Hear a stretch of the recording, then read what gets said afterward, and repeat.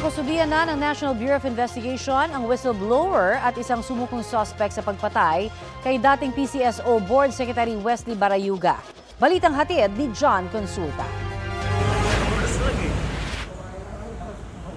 Dumating sa NAIA Terminal 3 galing Iloilo si Police Lieutenant Colonel Santi Mendoza ang itinuturing na isa sa whistleblower sa pagpatay kay PCSO Board Secretary Wesley Barayuga noong 2019. Sinusutan ng bulletproof vest si Mr. Mendoza, tapos masunduin ng NBI para sigurituin ang kanyang kalikasan. Ngayon nandito na siya sa Metro Manila. Dinala siya sa NBI headquarters sa Pasay City kung saan naghihintay ang kanyang abogado. Ready ka na, sir, na magsabi? Opo. Noon pa man. Nitong Lunes, sa Maynila, sumuko ang kasamahan ni Mendoza na si Nelson Mariano.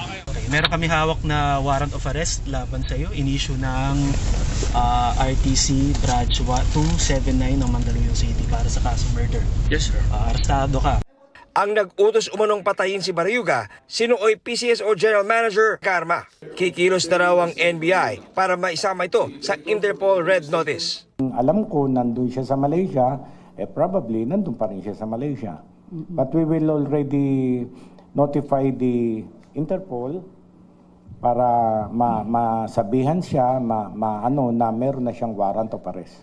Nauna lang isiniwalat sa Quadcom hearing ni Mariano at Mendoza na gustong palabasin ni Garma at nooy NAPOLCOM Commissioner Edilberto Linardo nakasama sa drug list si Barayuga kahit hindi ito totoo. Napakamaterial nung salaysay na binigay ng ating mga witness kasi sila ang nagbigay ng link dun sa pinaka-mastermind.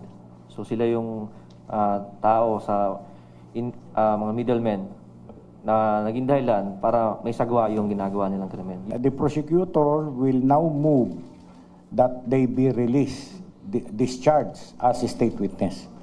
John Consulta, nagbabalita para sa GMA Integrated News.